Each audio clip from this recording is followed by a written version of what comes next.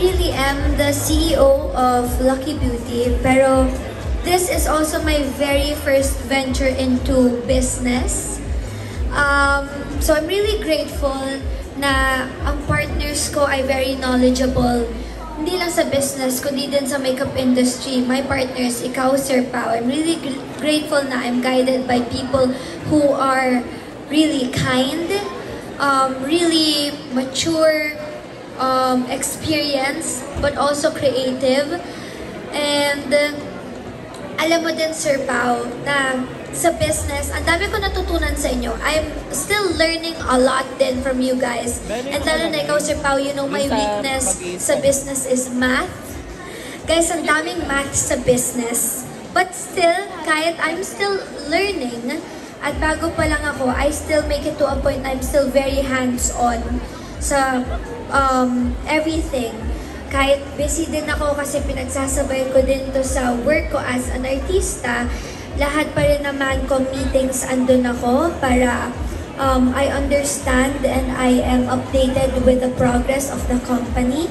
Pero siguro my role talaga, I focus more on the creative side.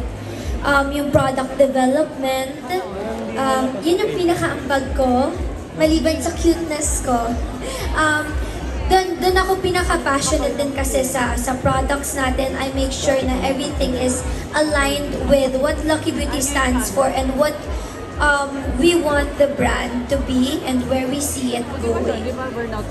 That's exactly what, actually, Blythe, doon sinasabi mong yan, naalala ko, let's rewind to about 3 or 4 years ago at this point. Ang bilis, ano?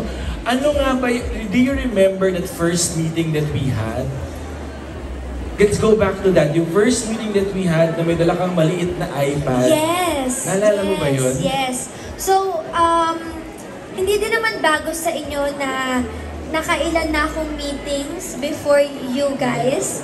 Ang nag-start yung Lucky Beauty, ano ako na to? 18. So, the dream started when I was 13 actually.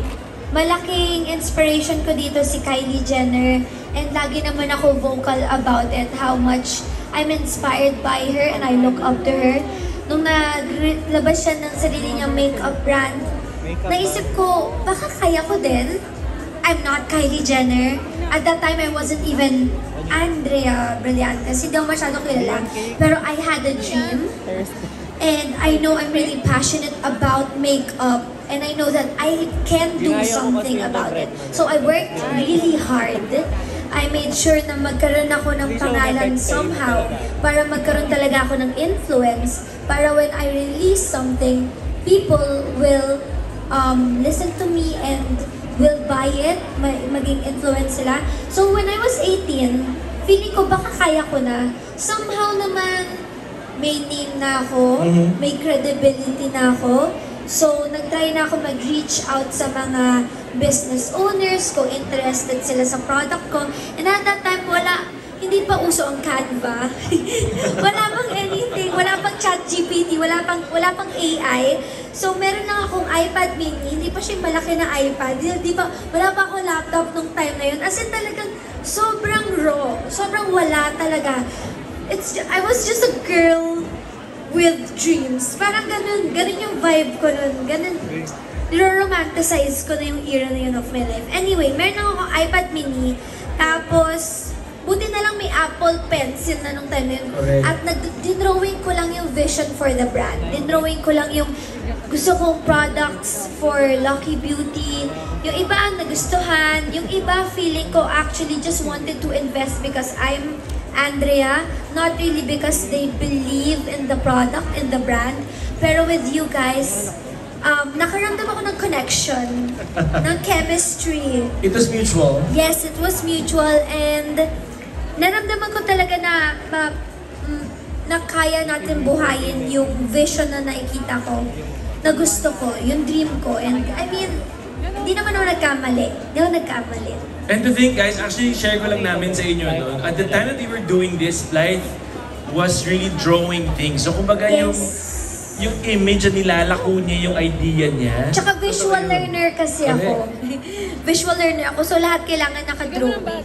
Alam niyo ba yun na si Blythe ay magaling mag-drawing and actually paints? She Hindi paints, she naman does ako magaling art. mag-drawing. Ako nga nag-design ng perfume Oo. bottle.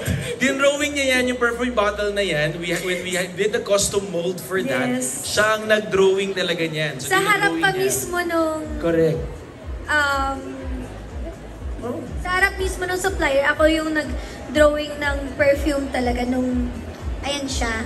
So, nasa ibang bansa kami noon, talking to the supplier, pinakita ni Blythe, dinrawing niya sa harap ng supplier, at yun na nga siya ngayon. 6 cents later. Yes! So yun yung, I think yun yung important, Blythe. Sabi mo kanina, may binanggit ka na gusto mong magtrabaho, sumikat, magka-name Yes. para mag-build yung makeup brand. Ganon ka-importante sa yung makeup brand.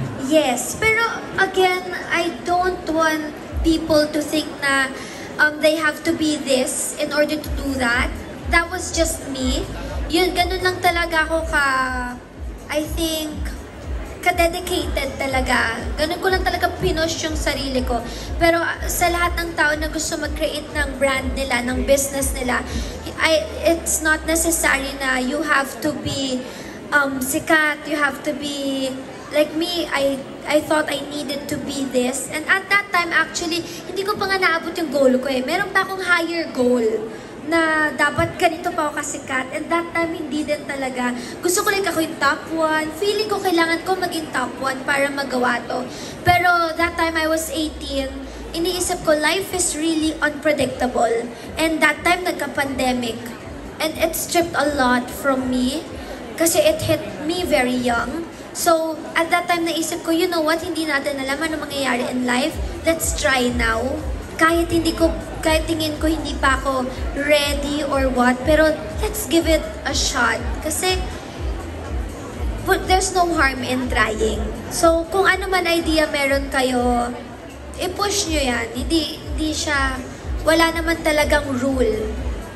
There's always room for mistakes. Mas mabuti nga na magkamali ka para matuto ka eh. Tama. And in fact, Lucky Beauty has made many mistakes over the past couple of of years. course. No? Meron din tayo. Wala namang business na perfect. Wala din, I believe, walang brand na perfect. Kaya din grateful din dapat tayo sa customers natin that are really honest para matulungan tayo na mas mapaayos natin yung brand natin. Kasi dapat doon tayo nakikinig sa mga customers natin kasi sila talaga yung gumagamit ng brand.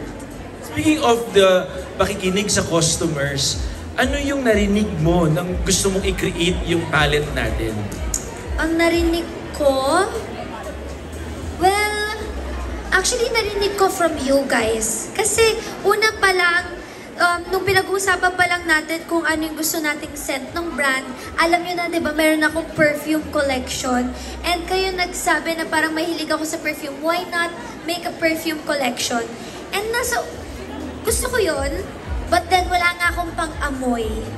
So, paano ko yun gagawin at paano ko ibebenta sa mga tao yung perfume? Kung yung mismong gagawa ng perfume, walang pang-amoy. Pero, nakinig ako sa suggestion nyo and I'm happy na I listened. At yun yung maganda sa akin eh. Parang there was patience, forward planning. Yes. From the time that you were 13 to now that you're 18. And then meron ka ring tiwala sa ibang tao to make your dream come true. Yes. That's very important, I think. And because of that tiwala rin, Blythe, when you did the palette, let's take the people through how you did the palette. Oh, okay. Kasi yan yung product development talaga na binanggit mo kanina, di ba? So, how did it start? Bakit palette? And paano nangyari yung palette?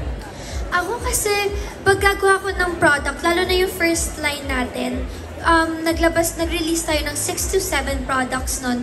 Yun talaga yung products na ginagamit ko daily. Kasi alam ko kaya ko siyang ibenta kasi yun talaga yung products na ginagamit ko. I'm not being fake. I'm not being mabudol na just buy this and that.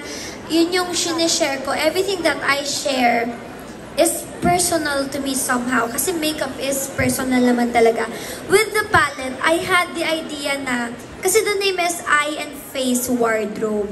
Wardrobe because I grew up na lagi ako nagpa-play dress up. Kaya nga ako naging artista kasi lagi ako napag-iiwanan sa bahay kasi bunso ako. Walang pumapansin sa akin, sadly. Kaya ako papampam. Charot. So, lagi ako yung minsan kontrabida, minsan ako yung bida. So, lagi ako nagda-dress up. Yun yung inspiration Guys, ito yun ah.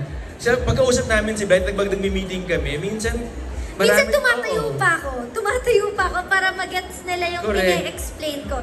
So, ayan kasi gusto ko ng brand na eye palette na meron tayong wearable colors, pero you can also experiment and be playful. Minsan, feeling ko kasi nami-miss din natin yun eh. Yung pwede tayo maglaro-laro. Kasi I get that uso ang clean girl nowadays. But sometimes, meron tayong mood to be fun and to be experimental. So, andyan siya. I am fake ako tumatakbo, hinahabol ako, May pinapayak ako, may barilan. So, like, okay. Perfect to. Kasi na-withstand niya yung mga barilan na scenes. Na-withstand niya yung pag-iiyak ko.